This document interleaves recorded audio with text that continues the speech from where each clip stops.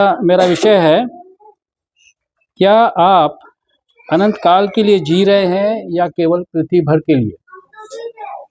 क्या आप अनंत काल के लिए जी रहे हैं या पृथ्वी भर के लिए? तो हम इसके लिए एक आयत देखेंगे, दूसरा कुरिन्थियों 5वां अध्याय 6 से लेकर 8 तक देखेंगे। दूसरा कुरिन्थियों 5वां अध्याय 6 से 8।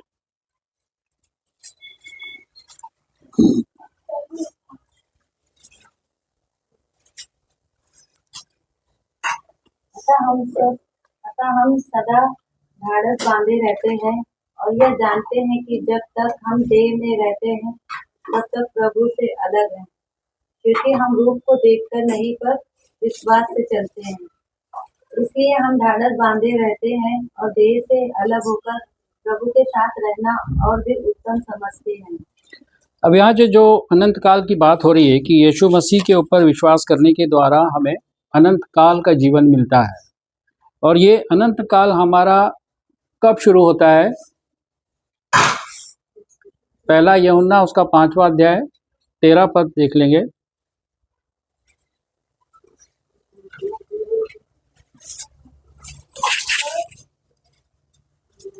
पहला यूहन्ना उसका 5वां अध्याय 13 पद। मैंने तुम्हें जो परमेश्वर के पुत्र के नाम पर विश्वास करते हो इसलिए लिखा है कि तुम जानो कि अनंत जीवन तुम्हारा है। यूहन्ना कहता है ये जब तुम यीशु मसीह पे विश्वास करते हो तो अनंत जीवन तुम्हारा है। जिस दिन हम यीशु मसीह पे अपने प्रभु, अपने मुक्तिदाता, उद्धारकर्ता के रूप में विश्वास कर लेते हैं, हमारा अनंत जीवन शुरू हो जाता है। उस अनंत जीवन का एक छोटा सा हिस्सा जो होता है वो हम धरती पे जीते हैं, और अनंत जीवन की शुरुआत जो है वो विश्वास के साथ ही हो जाती है। ये नहीं है कि हम जब मृत्यु के पश्चात हम जब स्वर्ग जाएंगे तब हमारा अनंत जीवन शुरू होगा, नहीं। हमारा अनंत जीवन उसी समय शुरू हो जाता है, उसी क्षण शुरू हो जाता है जब हम अपने पापों को अंगीकार करते हैं और ये मान लेते हैं कि यीशु मसीह मेरे गुनाहों के लिए सलीब के ऊपर मारा गया, गाड़ा गया और तीसरे दिन जी उठा, और वही एकमात्र परमेश्वर है, एकमात्र परमेश्वर। ऐसा नहीं कि मैं औरों को भी मान रहा हूँ, औरों की तरफ भी जा रहा हूँ। मेरा विश्वास जो है बटा हुआ है, मेरा पूर्ण विश्वास नहीं है मसीह पे। यदि मेरा विश्वास पूर्ण रूप से मसीह पे है, मेरा आधार वो है, तो मेरा उद्धार हो चुका है और मैं अनंत जीवन का वारिस हो चुका हूँ। यीशु मसीह ने कहा यूहन्ना 5 में कि जो मुझ पे विश्वास करता है अनंत जीवन उसका है, और वो मृत्यु से पार होकर जीवन में प्रवेश कर चुका है। मतलब उसी समय वो प्रवेश कर चुका है। ये यीशु मसीह के स्वयं के वचन है। उसने कहा जो मुझ पे विश्वास करता है अनंत जीवन उसका है। मृत्यु से पार हो गया, मतलब जो पाप के कारण जो मृत्यु हमारे ऊपर थी उससे हम निकल गए और हम अनंत जीवन में प्रवेश कर गए। अब हम अनंत जीवन में प्रवेश कर गए, लेकिन यहाँ जो सवाल ये है कि जिस अनंत जीवन की हम बात करते हैं कि हम उस अनंत जीवन के हकदार हो गए हैं। अनंत जीवन का जीना एक बात है और अनंत जीवन के लिए जीना अलग बात है। अनंत जीवन का जीना एक बात है और अनंत जीवन के लिए जीना एक बात है। जो व्यक्ति अनंत जीवन में प्रवेश करने जा रहा है या हो चुका है, लेकिन जब वो पृथ्वी पे जी रहा है तो उसका जीवन अनंत जीवन को पाए हुए व्यक्ति के समान होना चाहिए। हमारा जो जीवन है, हमारे जो कार्य है, वो उससे जुड़े हुए होने चाहिए, वो उससे जुड़ते हों। तो इसके लिए हम देखते हैं कि जो भी जिस तरह से मलाकी की किताब उसका 3रा अध्याय 16 पद कहता है, मलाकी 3:16,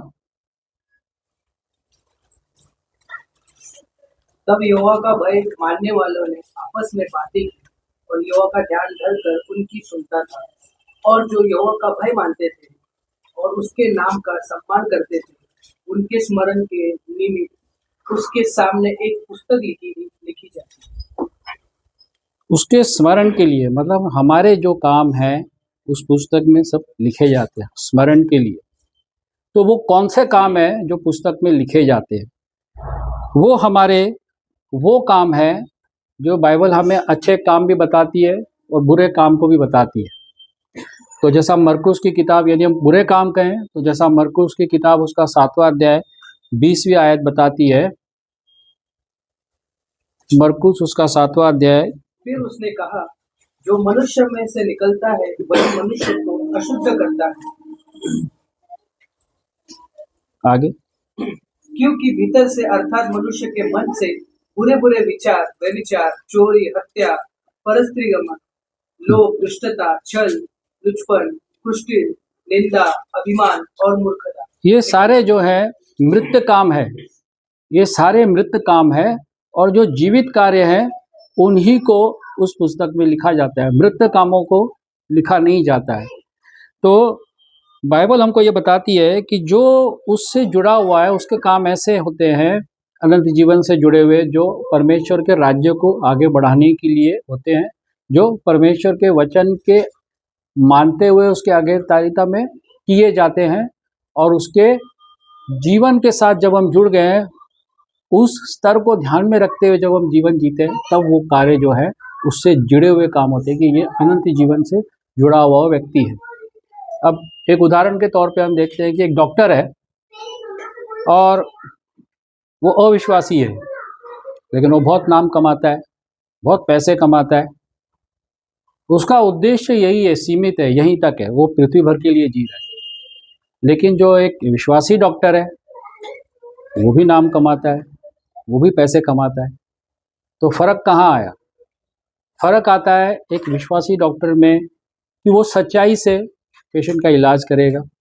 वो ऐसे बेकार के टेस्ट नहीं लिख देगा कि ये भी कराओ वो भी कराओ ताकि वो अपने पैसे कमाए। वो हो सकता है कोई ऐसे मरीज़ का इलाज करे जो पैसे देने में योग्य नहीं हो, सक्षम नहीं हो, तो वो उसका इलाज कम में कर देगा या सस्ते में कर देगा। उसका उद्देश्य ये नहीं रहता है कि मैं इस अपने धरती के जीवन को ही बढ़ाता चला जाऊं। उसका उद्देश्य रहता है कि मेरे इस कार्य से परमेश्वर को महिमा मिल रही है या नहीं, क्या मैं परमेश्वर के वचन के दायरे में कर रहा हूँ या नहीं। और वो और एक काम करता है कि जो भी मरीज उसके पास आता है उसको वो किसी न किसी रूप में सच्चे परमेश्वर के विषय बताता है, और वो केवल शारीरिक चंगाई के विषय में ही नहीं, वो उसे आत्मिक जीवन के विषय में, आत्मिक चंगाई के विषय में बताता है। उसे एक ट्रैक दे देगा या एक गॉस्पल दे देगा उसे। तो इस तरह से उसका जो जीवन है या उसका जो कार्य क्षेत्र है वो परमेश्वर से, अनंत जीवन से जुड़ा हुआ है। उसका जो कार्य है वो सिर्फ धरती के जीवन से जुड़ा हुआ नहीं है, उसका जीवन, अपना कार्य क्षेत्र स्वर्ग से, अनंत काल के जीवन से जुड़ा हुआ व्यक्ति है वो। जैसे कोई टीचर है, बच्चों को पढ़ा रही है, क्लासेस ले रही है, तो वो एक मौका देखकर उन बच्चों को वचन सिखाएगी, उसकी टीचिंग देगी, शिक्षाएं, छोटे छोटे वचन उसको याद करा देगी। मुझे याद है जब मेरी वाइफ बच्चों को पढ़ाती थी तो वो जो रोमन कुरिन्थियों में था कि जो मसीह में है वो नई सृष्टि है, तो वो उसने लिख रखा था और वो सारे बच्चों को उसने सिखा दिया था। वो सब बच्चे वो याद करते थे। तो मौका देखकर उन्हें क्रिसमस के दिन बच्चों को सुसमाचार सुनाना और उनको यीशु मसीह के विषय में बताना।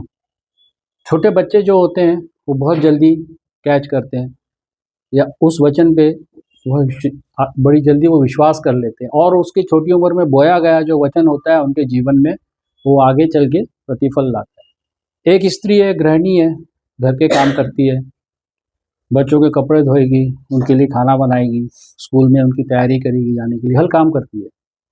एक अविश्वासी है, वो भी यही काम करती है। तो फ़र्क क्या है?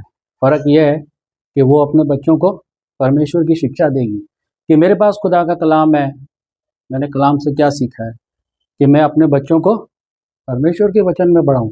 ये संसार की शिक्षा हमें देना ज़रूरी है, लेकिन ये शिक्षाएं हमारे भीतरी मनुष्यों को नहीं संवारती है, नहीं उस परमेश्वर से जोड़ती है। सांसारिक शिक्षाएं पाए हुए आज कितने हैं, कितने प्रकार के स्कैम, कितने प्रकार के घोटाले हम सुनते हैं। क्या वो पढ़े लिखे नहीं? क्या उनके पास नॉलेज नहीं? बहुत कुछ है, लेकिन उनके जीवन में सच्चे परमेश्वर का वचन नहीं है जो उनके भीतरी मनुष्यों को, भीतरी चरित्र को निखारता हो। तो वो बच्चों को सिखाएगी परमेश्वर के विषय में, जैसा समय मिलेगा तो बच्चों को शिक्षा देगी वचन की। इसके विषय में हम देख सकते हैं जॉन वेस्ली की मदर सुसन्ना, जिसके 19 बच्चे थे। इतने बच्चों के पालन पोषण करना कोई आसान बात नहीं है उस ज़माने में, जबकि बहुत सी सुविधाएं नहीं है जैसे आज हैं। आज एक बच्चे को पालन पोषण करना ही लोगों के लिए बड़ा कठिन हो जाता है। उस समय उसने 19 बच्चों को पाला, और उसमें जॉन वेस्ली जो प्रभु के दास बने आगे चलकर, वो दिन भर अपना काम करती और रात के समय हर एक बच्चे के लिए उसके ऊपर हाथ रख के दुआ करती थी, प्रार्थना करती थी। तो उसके लिए क्या कठिन नहीं था, कोई आसान काम नहीं था उसके लिए, बहुत कठिन था। तो ऐसी एक माँ का चरित्र हम देखते हैं जो स्वर्ग से जुड़ा हुआ, अनंत काल से जुड़ा हुआ है। अनंत काल का जो जीवन उसको मिला है, उसके साथ जुड़ा हुआ उसका जीवन हो। उसके जो घरेलू काम है औरों के भी है, वो भी करती हैं, लेकिन उनके पास अनंत काल का जीवन नहीं है, और उनका जीवन इस धरती से ही पर्याप्त है, यहाँ तक कि जीवन के लिए वो सीमित है। और एक हम उदाहरण देखते हैं लूका रचित सुसमाचार उसका 12 अध्याय 16 में। उसने उससे एक दृष्टांत कहा, किसी धनवान की भूमि में बड़ी उपज हुई। तब वह अपने मन में विचार करने लगा कि मैं क्या करूं, क्योंकि मेरे यहाँ जगह नहीं, जहाँ अपनी उपज इत्यादि रखूं। और उसने कहा, मैं यह करूंगा, मैं अपनी बकरियां तोड़कर उससे बड़ी बनाऊंगा और वहां अपना सब अन्न और संपत्ति रखूंगा, और अपने प्राण से कहूंगा कि प्राण, तेरे पास बहुत वर्षों के लिए बहुत संपत्ति रखी है, चैन कर खा पी सुख से। आगे, परंतु परमेश्वर ने उससे कहा, हे मूर्ख, इसी रात तेरा प्राण तुझसे ले लिया जाएगा, तब जो कुछ तूने इकट्ठा किया है वो किसका होगा। तो पृथ्वी पर का जो जीवन जीते हैं उनकी सोच यहीं तक सीमित होती है कि अभी अपने पास सब कुछ है और हम आगे तक चलेंगे। जेम्स कहता है उसकी 4 अध्याय में 14 पद में, याकूब की पत्री, याकूब 4 का 14,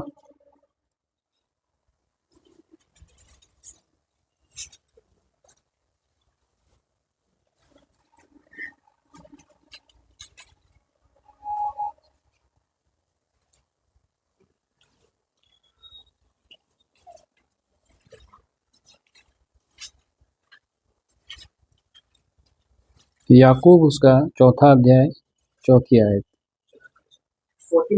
हाँ, 1:4। और यह नहीं जानते कि कल क्या होगा। सुन तो लो, तुम्हारी जीवन है ही क्या? तुम तो मानो धुंध के समान हो, जो थोड़ी देर दिखाई देती है फिर लोप हो जाती है। जेम्स कहता है, याकूब कहता है कि तुम्हारा जीवन है ही क्या। इस तरह से धनवान सोचने लगा कि अभी मेरे पास तो बहुत कुछ है और मैं खाऊंगा और चैन से रहूंगा और बरसों तक जिंदा रहूंगा। लेकिन याकूब अपनी पत्री में कहता है, तुम सोच तो लो कि तुम्हारा जीवन है ही क्या, जो थोड़े समय का दिखाई देता है। तो एक अविश्वासी मनुष्य जो केवल अपने धरती के स्तर तक ही सोचता है, उसकी लाइफ इस प्रकार की होती है। और जो अपना जीवन यीशु मसीह से अनंत काल से जोड़ लेता है, हम देखेंगे प्रेरितों के काम उसका 22 अध्याय 3 वचन।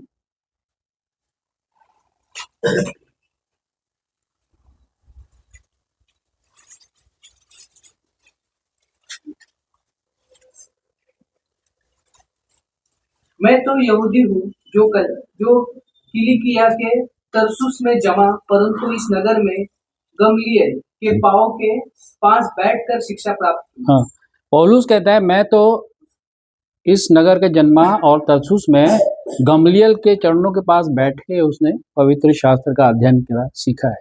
और फिलिपियों 3:5 में वो कहता है, मैं इब्रानियों का इब्रानी हूँ। व्यवस्था के विषय में कहे तो मैं, मतलब मेरे में इतना जोश था, इतनी उमंग थी कि मैं उसके लिए जान भी देने को तैयार था, लड़ने को भी तैयार था। और हम देखते हैं कि किस तरह से पौलुस जो था उनको मारता कूटता था जो यीशु मसीह पे विश्वास करते थे, और उनको कैद में डाल देता था।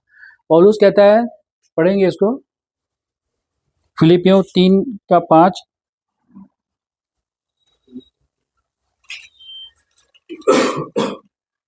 आठवें दिन मेरा खतना हुआ, इज़राइल के वंश और बिन्यामीन के गोत्र का, इब्रानियों का इब्रानी हूँ, व्यवस्था के विषय में यदि कहो तो फरीसी हूँ। आगे, उस उत्साह के विषय में यदि कहो तो कलीसिया का सताने वाला और व्यवस्था की धार्मिकता के विषय में यदि कहो तो निर्दोष था, परंतु जो जो बातें मेरे लाभ की थी उन्हीं को मैंने मसीहा के कारण उसी को मैंने बोलता मसीहा के कारण हानि समझ लिया। यदि वो उसी में रहता तो वो एक पृथ्वी के जीवन तक ही सीमित रहता, लेकिन जब उसे मसीह की पहचान मिल गई, जब उसे अनंत जीवन का अधिकार मिल गया, वारिस हो गया, तो उसने अपने जीवन को, अपनी सारी जीवन शैली को यीशु मसीह के लिए जोड़ दिया। अपना जो भी वो कार्य करता था उसने यीशु मसीह को उसमें महिमा दी। और वो कहता है ये सारी बातों को मैं क्या कूड़ा कचरा समझता हूँ।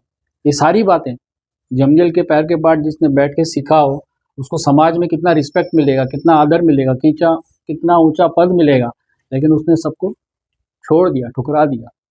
तो हम अपने क्षेत्र में जिस भी फील्ड में हम काम करते हैं उसमें हम प्रभु को महिमा दें, हम वहाँ पर उसका नाम ऊंचा करें। जैसे हमें मौका मिलेगा हम उनको सुसमाचार सुनाएं किसी भी रूप में, जब हमें मौका मिले। मैं जब अपने ऑफिस के लिए बस में जाया करता था तो हमारा जो सफ़र था वो करीब घंटे भर का होता था, 1.25 घंटे का। तो ऐसा उन्होंने किया कि जिसका बर्थडे आएगा उसका वो मनाएंगे, तो उन्होंने मेरे बर्थडे भी मनाया, केक वगैरह काटा और एक थर्मस भी दी। तो मैंने भी जो था, मेरे पास ट्रैक थे, वो सारे मैंने हर एक को पूरी बस में बांट दिए। और उस समय में जो था 1994-5-6 की बात है, तो कैसेट होते थे जो हम लोग गाने वगैरह लगा के सुनते थे, और वो बस में था तो वो अपने फिल्मी गाने लगा देते थे, वो चलती रहती थी। तो मैंने देखा कि क्यों नहीं मैं भी अपना कैसेट एक दे दूं उनको मसीह का गाने का, तो मैंने वो लगा दिया था उसमें। तो मतलब हम मौके का फ़ायदा उठाते हैं। हम लोग जो है, हमारी ये मनसा होनी चाहिए कि मैं कैसे इसको यीशु मसीह का सुसमाचार सुनाऊं। मेरे जीवन का मकसद वो हो जाता है, क्योंकि मैं तो अनंत काल के लिए जी रहा हूँ, मैं तो पृथ्वी पे थोड़े दिन के लिए हूँ, मैं तो उसमें जाने वाला हूँ। तो अपनी हानि, अपने नुकसान को हम नहीं देखते, जो अनंत काल के जीवन से अपने जीवन को जोड़ लेते। तो जो अनंत काल के जीवन से जुड़ा हुआ रहता है वो अनंत काल को के ऊपर ही उसका फोकस होता है, उसी को देख के चलता है। तो बहुत से अच्छे काम हमें ऐसे दिखाई देते हैं कि वो अच्छे हैं, परंतु वो किसी न किसी स्वार्थ के कारण किए गए हैं। क्योंकि मसीह भी जब इस संसार में रहता है तो वो संसार के प्रभाव में आ जाता है, क्योंकि हम जिस संसार में रहते हैं वहाँ पे भ्रष्टाचार है, अनैतिकता है, हर प्रकार का अधर्म है। तो एक विश्वासी जब उस जीवन में जी रहा होता है तो कहीं ना कहीं वो उससे प्रभावित हो जाता है, और कई काम ऐसे हमें अच्छे तो लगते हैं, दिखाई तो देता है कि ये अच्छे हैं, लेकिन उसके पीछे कोई स्वार्थ होता है, कोई मतलब होता है, कोई किसी को खुश करना चाहता है। इसलिए परमेश्वर का वचन कहता है, कुरिन्थियों की किताब उसका 1 कुरिन्थियों 10 और 31, कि जो कुछ करो सब परमेश्वर की महिमा के लिए करो, मनुष्यों को दिखाने के लिए काम न करो। अपने कामों को जब हम करते हैं तो हम ये सोच के करें कि ये परमेश्वर का काम है और मुझे इसको करना है। हमारे जीवन में उतार चढ़ाव आएंगे, कभी हमें ऐसा लगेगा नहीं भाई छोड़ो क्या करना है, फिर कब हम उड़ जाएंगे, क्योंकि हम इस संसार के प्रभाव में आते हैं, कहीं ना कहीं हमें उसका इफेक्ट हमारे ऊपर होता है। तो लेकिन विश्वासी जो है उसमें रहता नहीं, उसमें से फिर आ जाता है। तो अभी जब मैं रिटायर हुआ तो मुझे उन्होंने फेयरवेल दिया, तो उसमें मुझे अच्छा मौका था।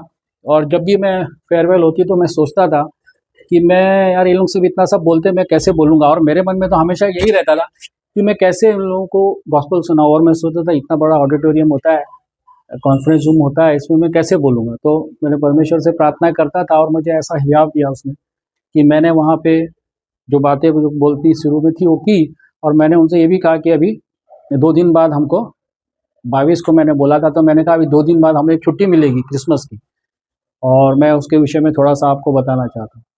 तो मैंने उनको वहाँ से थोड़ा सा शेयर किया। 2 आयतें मैंने 3:16 यूहन्ना 3:16-17 भी मैंने बताई उनको, और थोड़ा सा मैंने बताया, और शायद पास्टर जी को मैंने भेजा था वो वीडियो ऑडियो, तो सुना होगा। और भी मुझे फिर मेरे स्टाफ के साथ मौका मिला तो वहाँ भी मैंने उनको बताया। वो बोल रहे थे कि आपका काम पेंडिंग नहीं रहता, आप ऐसा मतलब कैसे करते हो, और मतलब वो बात कर रहे थे तो मेरे को लगा क्या कर रहे हैं। तो मैंने उनको वचन बताया ये वाला कि जो भी काम है परमेश्वर की महिमा के लिए करो। मैं ये नहीं सोचता कि ये मेरा मतलब ये नहीं कि मैं उस साहब को खुश करूं, उस अधिकारी को, मुझे मेरा काम करके मेरे टेबल से हटाना है। तो मेरा उद्देश्य ये था। तो मुझे वहाँ फिर गॉस्पेल देने को मिला, तो मैंने फिर उन्हें सुसमाचार सुनाया। ये मुझे एक मौका मिल गया। एक बार मैं राजस्थान में कोटा से रावत भाटा से कोटा आ रहा था बस में, तो एक भाई साहब मेरे पास बैठे थे, तो मैं हमेशा सोचता रहता था पहले कि कैसे इस व्यक्ति से बात शुरू करें और उसको गॉस्पेल सुनाएं। तो मैंने उसको, वो इंदौर जा रहे थे, तो मैंने उनको सुसमाचार पूरा सुनाया, करीब आधा पौना घंटा मुझे समय मिला। तो वो कहने लगे कि मैंने पहले कभी सुना नहीं इतना अच्छे से और मुझे मालूम नहीं था मसीह के बारे में। तो हमें जो है अपने जीवन को जोड़ देना चाहिए अनंत काल के जीवन के उस व्यक्ति के समान जो उस अनंत काल में प्रवेश कर चुका है। तो हमारा जीवन का मकसद और उद्देश्य यही हो जाना चाहिए, न कि पृथ्वी भर के जीवन के लिए, बल्कि उससे आगे। तो प्रभु हम सबकी सहायता करें, मदद करें। हमारे जीवन में उतार चढ़ाव तो आएंगे, लेकिन हम करते रहेंगे ताकि प्रभु को इससे महिमा मिलती रहे। Thank you.